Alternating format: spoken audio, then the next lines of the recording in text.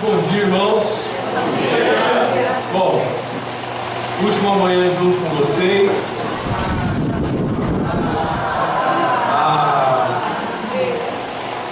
Todo mundo está bem acordado? Bem acordado? Sim? Não? Então vamos fazer uma ginástica aí. Vamos todo mundo ficar em pé.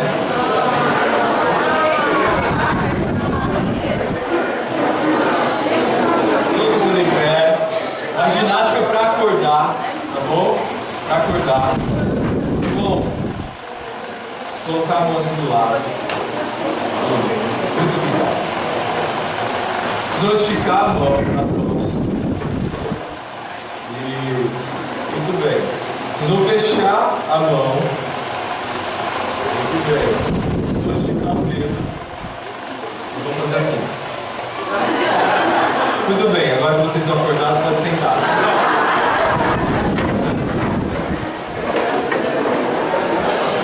Gente, terminando o nosso pensamento sobre discipulado, nosso tempo juntos, pensando de uma forma mais prática, no discipulado bem mais prático mesmo. Nós vamos hoje dar uma olhada para... Pode passar, por favor? Para como Jesus realizou, como o discipulado e qual talvez seja o método adotado por ele, como que a gente pode olhar para o discipulado que Jesus fazia. E é muito interessante quando a gente olha para a figura de Jesus ensinando pessoas. A primeira questão é o cérebro, né? Quando a gente vê lá em Mateus 4, 18, quando Jesus chama Simão, vamos abrir Mateus 4, versículos de 18 a 22.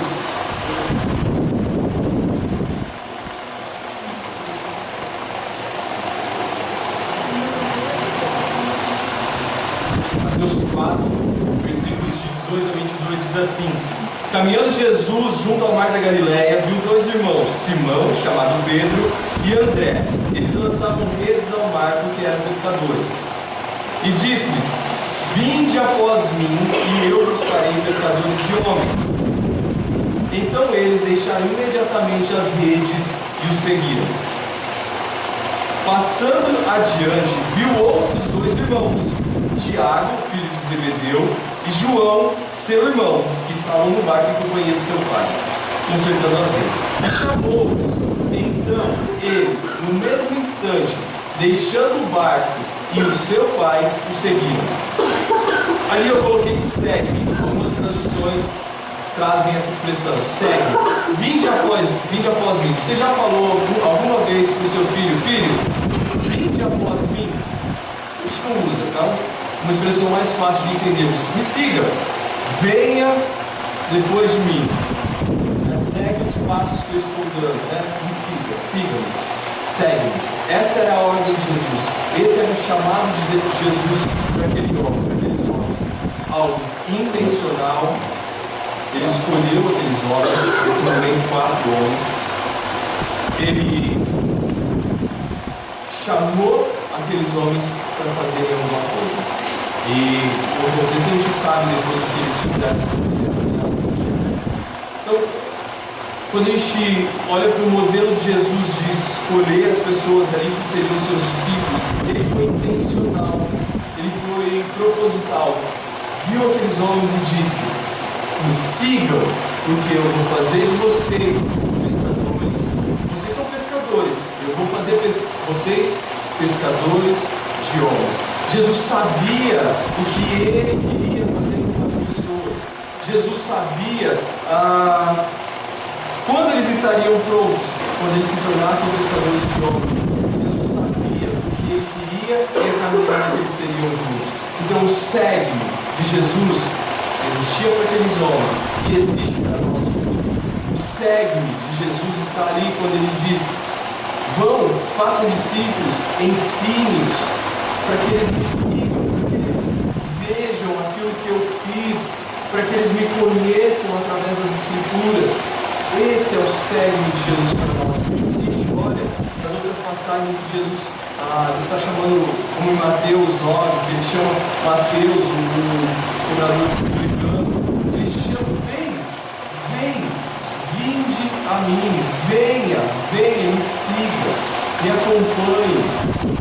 Esse é o chamado de Jesus para os discípulos, esse é o chamado de Jesus para nós hoje.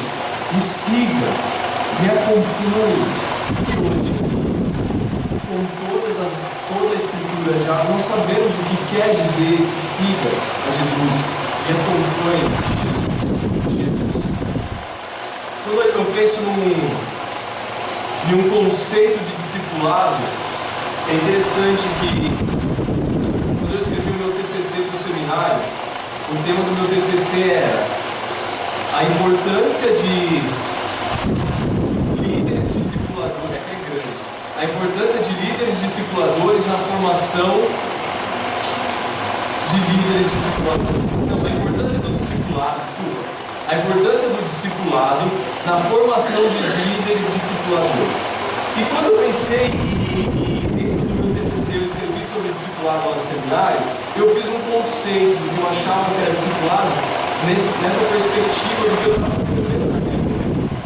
Quando eu, preparando esses estudos, pensei em discipulado no contexto de igreja, me veio um conceito diferente.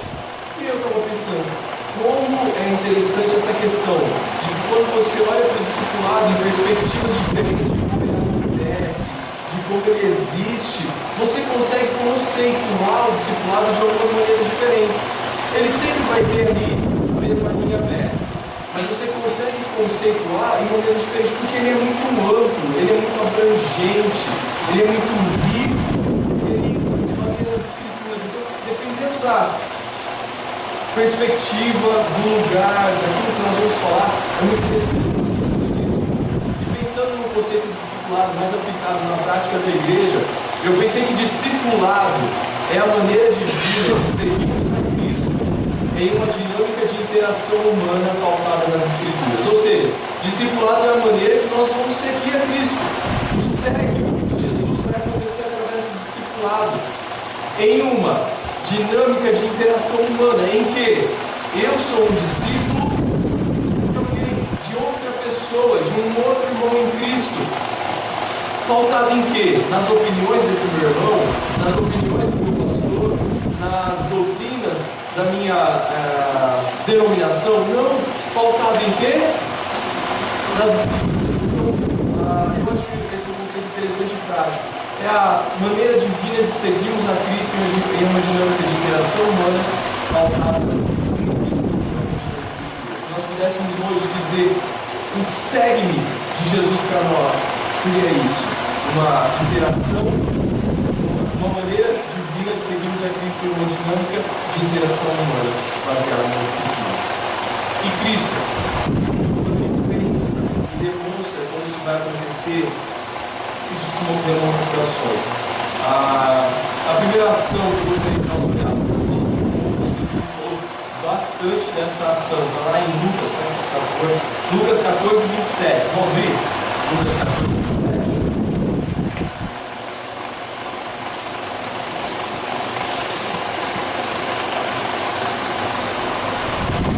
Mantenham-se acordados, porque hoje vai ser realmente bem rápido, tá bom? Vocês vão poder dormir um pouco tranquilo. Lucas 14, 27.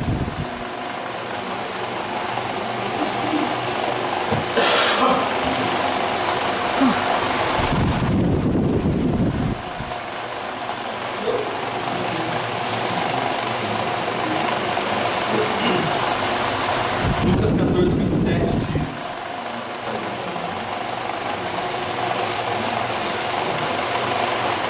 e qualquer que não tomar a sua cruz e vier após mim, não pode ser meu discípulo. O pastor Lívio falou um pouco do contexto anterior, dessa questão de tomar a sua cruz. A primeira ação que Jesus espera dos seus discípulos, pode passar, olha, por favor, é a abnegação. É a questão de abrir mão de si mesmo. No sentido de tomar a sua cruz. Nós vamos sofrer, como o pastor Lívio falou, nós vamos ser perseguidos. Em alguns momentos, esse sofrimento e essas dificuldades não vão vir nem de outras pessoas. E eu creio que no contexto da igreja cristã, esse sofrimento é muito mais do meu próprio coração, que não quer seguir a Cristo, que não quer tomar a sua cruz, lutando contra o Espírito Santo, falando para ele: você precisa fazer isso. Irmãos, quando Cristo nos chama para segui-lo, a primeira ação que nós vemos, e que eu entendo ser a mais necessária, é a abnegação. É abrir mão das minhas vontades, é abrir mão dos meus desejos, é abrir mão das coisas que para mim antes tinham valor, e falar: isso não tem tanto valor. É entender que eu tenho que trabalhar sim, mas eu não posso trabalhar simplesmente para acumular as coisas da minha terra. Eu tenho que ter uma casa, eu preciso de uma casa para colocar os meus filhos, colocar a minha esposa. Sim, isso é necessário, mas a minha casa não precisa ter tantos metros quadrados, não precisa ter tantos cômodos, não precisa ter tanta coisa lá dentro. Eu posso ter o conforto de uma TV, eu posso ter o conforto de um bom sofá, mas eu não posso fazer daquilo o meu mundo, eu não posso fazer daquilo o meu momento de prazer, eu não posso fazer daquilo o meu almejar semanal. Eu trabalho, porque eu sei que no final de semana, no momento livre, eu vou ter aquele sofá gostoso, já se sentiram caindo no sofá aí e desmonto, ouvindo o som daquela minha TV tão grande, nós não podemos viver para isso, e essa talvez seja a grande dificuldade de seguir a Jesus. Lutar com esse conceito que a sociedade nos dá, de que nós, cara, se você trabalha tanto, você precisa desfrutar disso. Quem diz isso? Se você gasta tanto lá no seu serviço, você não vai desfrutar do seu salário, Quem diz isso? Podemos desfrutar de nenhum, viajar com a família, mas isso não pode ser o meu alvo e o meu estilo de vida. Eu não posso viver pelos prazeres. Esses prazeres nem sempre serão prazeres claramente pecaminosos, mas são aqueles que muitas vezes a gente troca no nosso tempo da igreja, a gente troca pelo nosso tempo em família, a gente troca pelo nosso tempo doméstico, a gente troca pelo nosso tempo de oração, a gente troca pelo nosso tempo como discípulo ou discipulador.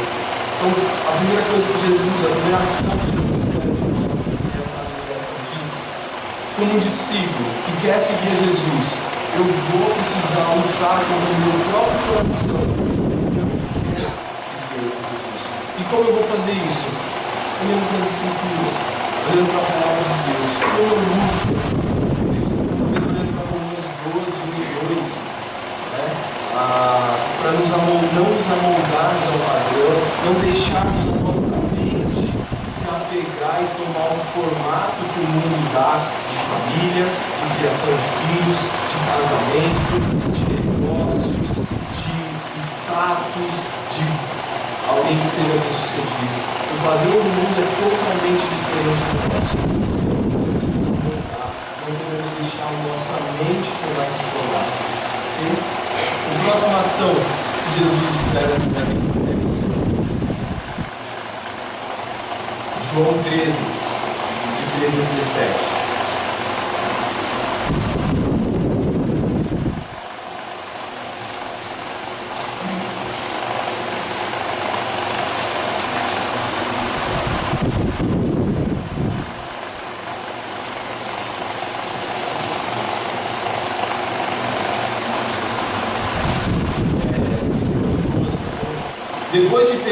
Depois de lhes ter lavado os pés, tomou as vestes e voltou da mesa e perguntou-lhes: compreendeis o que eu fiz? Vós me chamais o mestre e o Senhor, e dizeis bem, porque eu sou. Ora, se eu, sendo o mestre e o Senhor, vos laveis os pés, também vós deveis lavar os pés uns dos outros, porque eu vos dei o exemplo, para que, como eu vos fiz, façais vós também. Em verdade vos digo, que o servo não é maior do que seu senhor, nem o enviado maior do que aquele que o enviou. sabeis essas coisas, bem-aventurados sois se as praticares.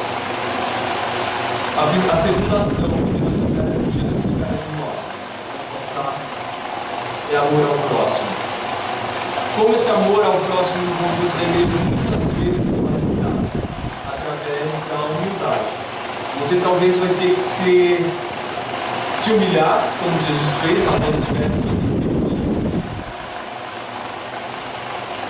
E aqui eu creio que eu tenho certeza que não uma humilhação de, olha, agora eu vou humilhar aqui para vocês verem como eu sou um exemplo. Não, humilhação natural, uma humildade natural de servir ao nosso irmão, como disse da igreja, de estar doente e precisa de alguém que leve para o hospital. Está doente, não tem ninguém que fique com ele lá, eu fico. Está precisando de alguma coisa na sua casa, de alimentação, nós vamos correr atrás. Está precisando de ajuda para terminar a obra na sua casa, nós vamos juntos como irmãos e homens em Cristo. Está precisando de roupa, nós vamos ajudar. Está precisando consertar o carro, nós vamos correr atrás. A questão de ser humilde e servir ao seu próximo. Não simplesmente, nossa, não pode ter os filhos dele, vai lá no hospital. Se nenhum vai, eu vou. Se nenhum vai, eu não vou olhar para isso, eu vou. Nossa, mas ele tem condições ali de outros filhos, de outros parentes ajudar. Ninguém ajuda, não importa. Eu ajudo, eu ajudo. Por quê? Porque eu sirvo em humildade ao meu irmão Cristo. Isso faz parte do nosso discipulado. Muitas vezes você, como discipulador, você com alguém que está acompanhando, vai ter que andar mais com essa pessoa. Você vai ter que fazer coisas com essa pessoa que normalmente você não faria. Essa questão, falta material escolar, talvez você vai ter que abrir sua carteira, investir, falta aquele dinheiro para fazer o exame que precisa, talvez vocês como grupo pequeno vão ter que investir. Um menino na temporada, que era conselheiro, ele é seminarista, ele estava me contando, a irmã dele tem cursos, eles moram em Salvador, na Bahia. E lá não tem um dos exames para diagnosticar o que era a doença. E na época a irmã dele acho que tinha 12 anos, e eles não tinham condições. O exame só era feito em São Paulo, com passagem e tudo. Eu acho que ele falou que chegava na época a quase R$8.000. O exame, mais a passagem, mais o tempo para ficar aqui, para esperar o exame, esperar o resultado e tal. E o pai dele não tinha condições de fazer o exame nem de vir para cá. E a igreja deles tinha um grupo pequeno. Todo mundo no grupo pequeno se uniu. Teve gente que vendeu uma moto. Foi um dos membros lá do grupo pequeno, vendeu uma moto e eles completaram o dinheiro para vir. Então, gente, muitas vezes nós vamos precisar fazer isso, porque eu sei que a moto me serve. Não é o meu rei, ela me serve. E se ela me serve, ela serve o reino. E quando ela serve o reino com outras pessoas, para que eu sirva e cuidar de outras pessoas. Então, às vezes como grupo pequeno, vocês vão precisar fazer isso. Às vezes como grupo pequeno, vocês vão precisar, não só em termos financeiros, mas em termos de apoio, em termos de cuidado, de realmente servir aos nossos irmãos, de estar atentos às necessidades do nosso irmão, demonstrando assim a segunda ação que Jesus nos pede, o amor ao próximo. Ok? Alguma experiência, alguma dúvida, algo que vocês querem compartilhar nesse sentido? Não? Então quando a gente olha, como Cristo fez isso? Como Cristo demonstrou tudo isso no tempo em que Ele desenvolveu seu ministério? Como é que Cristo influenciava as pessoas? Pode passar, olha. Cristo influenciou multidões? Sim ou não? Sim. Por várias vezes, quando a gente vê nos evangelhos que Jesus está em algum lugar fazendo, ou curando, ou orando, ou fazendo alguma coisa ali, tem geralmente uma multidão em volta, vendo o que ele está fazendo, olhando ali. Nossa, agora ele falou com os fariseus, ele confrontou uma pessoa dessa forma. Aquela multidão estava vendo isso, ouvindo às vezes o que Jesus estava falando. Sim, quando ele pregava e uma multidão ouvia. Sim, mas será que Jesus falou em cada uma dessas pessoas individualmente? Talvez sim, talvez não. É bem provável que não. É bem provável que não. Muitas pessoas estavam ali, viram Jesus curar, viram o poder de Deus ali, de Jesus naquele momento, mas não necessariamente foram lá e falaram assim: mas quem é você? Jesus, eu sou Jesus e tal. Não necessariamente isso aconteceu, mas uma multidão era influenciada por Jesus. Sim, você tem uma multidão ao teu redor vendo o que você faz? Nós temos. Você tem uma multidão de pessoas no teu emprego, você tem uma multidão de pessoas no teu contexto de faculdade, no teu contexto de escola.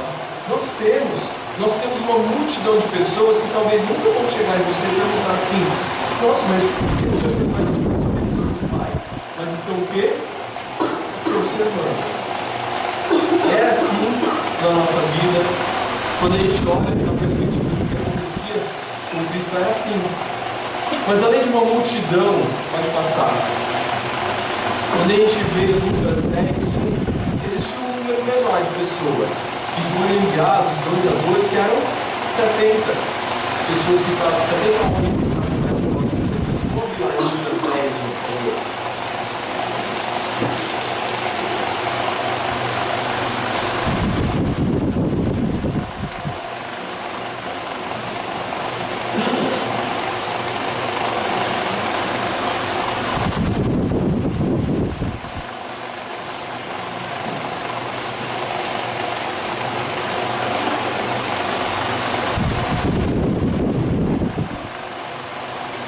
Lucas 10, 1 diz: depois disso o Senhor designou os 70 e os enviou de 2 em 2 para que precedessem em cada cidade o lugar onde ele estava para ir.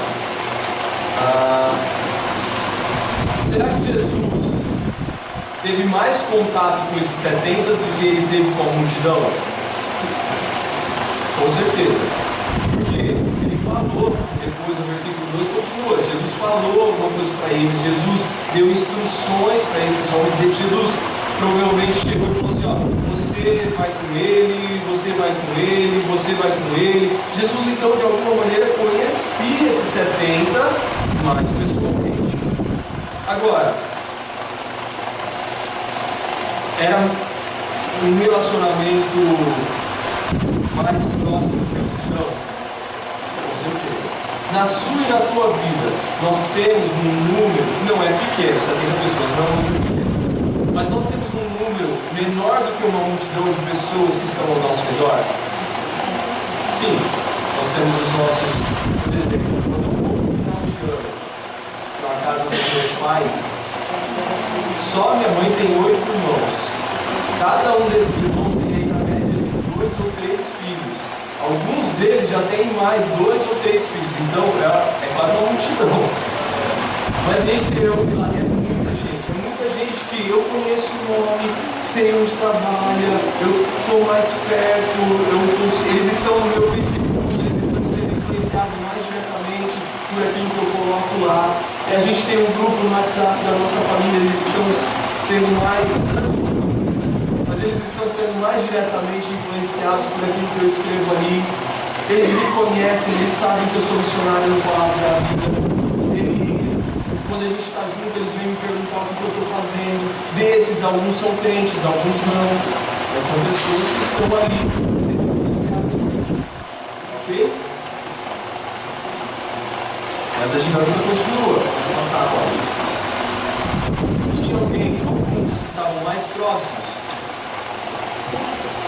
Os 12 discípulos, pessoas pessoas que estavam bem mais perto de Jesus, mais perto do que a multidão, mais perto do que os 70, pessoas que Jesus, até nas escrituras a gente vê ensinando objetivamente, acompanhando a Jesus em alguns momentos que ele vai para determinados locais, acompanhando Jesus no barco, acompanhando Jesus nos seus momentos de oração.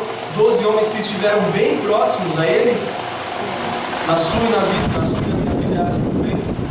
Pessoas que estão bem mais perto de nós do que uma multidão, do que aqueles 70. Você e eu temos isso. Pessoas que estão realmente sendo diretamente influenciadas por mim. Talvez seja o teu sobrinho, os teus primos, um colega de emprego que está toda hora junto a você, a tua família. Temos 12, número menor, não quero dizer 12, especificamente 12, mas um número menor de pessoas, talvez seja 15, talvez seja 8, talvez seja 6, não sei. Um número menor de pessoas que estão sendo influenciadas por nós. Pode passar. Existiam 3 que estavam sendo ainda assim mais influenciados por Jesus. Quem estava no barquinho? Quem mais? A música que a gente canta. Quem é que canta? Como é a música? Vamos lá. Quando a gente lê as escrituras dos evangelhos, a gente percebe uma proximidade maior desses 3 homens com Jesus. Eles estavam em alguns momentos importantíssimos da vida de Jesus com ele, vendo coisas que os outros discípulos não viram, participando de momentos da vida de Jesus que os outros não participaram.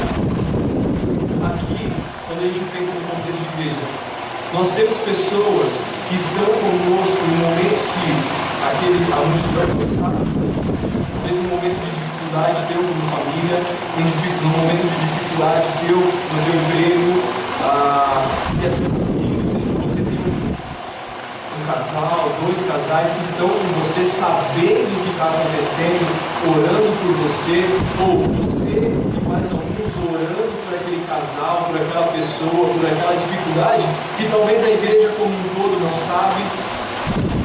Isso é verdade.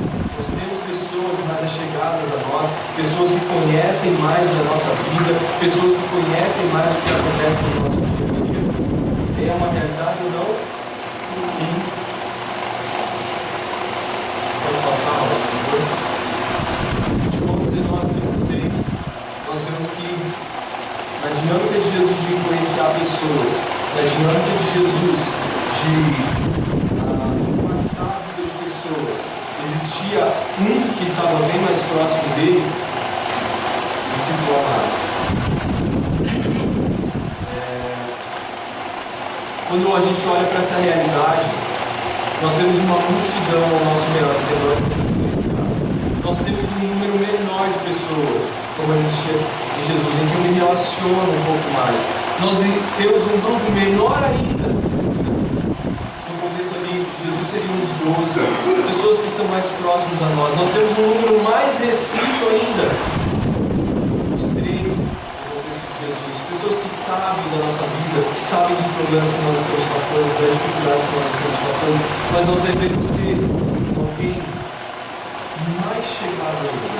Talvez seja o seu marido, talvez seja a sua esposa, talvez seja o seu discipulador, mas nós precisamos entender que nós precisamos influenciar multidões, nós precisamos influenciar 70, nós precisamos influenciar 12, nós precisamos influenciar 3, mas nós precisamos objetivamente influenciar alguém.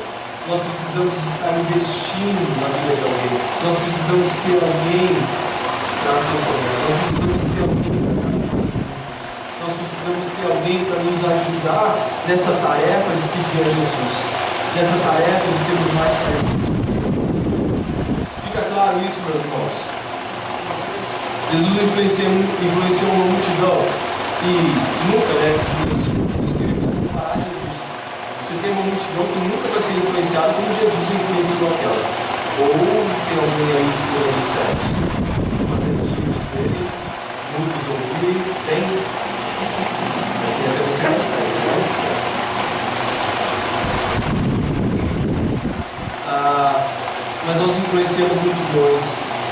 estamos sendo observados por um grupo menor. Nós precisamos escolher alguém que objetivamente nós vamos influenciar. Alguém que vai nos acompanhar, nos ajudar nessa caminhada cristã. Para terminar,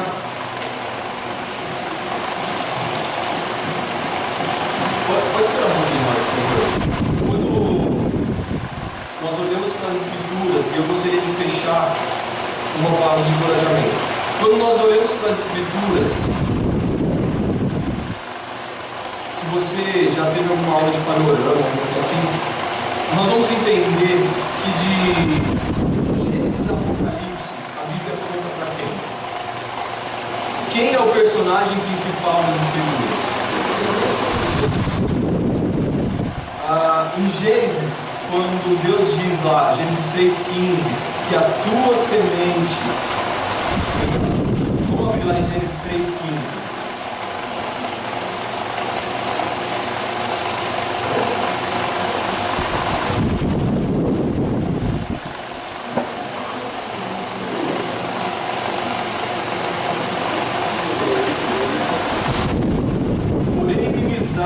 Entre ti e a mulher, entre a tua descendência e o seu descendente, este te ferirá a cabeça e tu ferirás o calcanhar.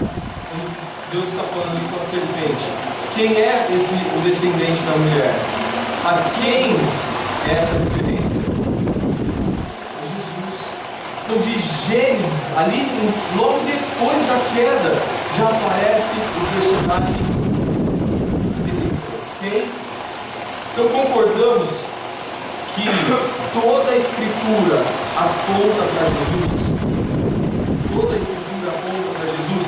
É claro que um profeta ali no Antigo Testamento não tinha essa visão clara de que seria aquele Jesus daquela maneira, quando ele falava a respeito do Messias. Ele talvez não claramente sabia exatamente o que aconteceria, mas ele estava apontando para o Messias que nós conhecemos hoje de uma maneira bem mais objetivo e bem mais claro. Nesse sentido, é interessante ver que quando Jesus te chama para seguir, quando Jesus fala, segue, Jesus fala, segue.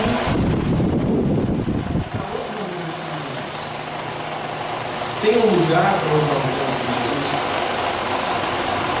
Tem, gente. Jesus não nos manda seguir para um lugar. Jesus nos manda seguir. Jesus não está nos mandando seguir para chegar em um lugar. Jesus está nos mandando seguir. Vinde após mim. Ele não fala, eu vou te levar para um lugar e nós vamos chegar ali e nós vamos fazer. Não, vinde após mim, me siga. Como cristãos, nós não seguimos a Jesus para chegar em um lugar. Nós seguimos a Jesus porque nós seguimos a Jesus. Porque Ele nos mandou seguir. É interessante ver que nessa perspectiva de um discípulo que segue a Jesus, quem é, uma perspectiva humana, quem é o mais beneficiado com isso? Nós mesmos. Na perspectiva de seguir a Jesus, nós mesmos somos abençoados. Nós mesmos somos beneficiados. Pode pôr, Pai. Ele diz, vinde para nós. Vinde após mim. Siga-me. Mas lá, em Mateus 11, 28, ele diz, vinde a mim. E é interessante ver que quando Jesus diz, vinde após mim, ele está querendo dizer, venha para mim. Siga-me. Ele está querendo dizer, venha para mim. Vinde após mim. Venha até mim. Sabe por quê? Vamos abrir lá em Mateus 11.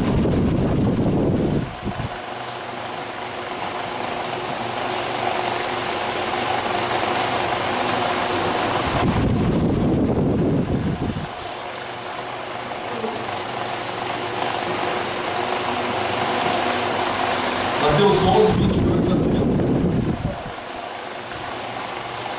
Quando Jesus te convida a segui-lo, Ele está dizendo, vinde após mim, e dessa maneira você vai vir até mim.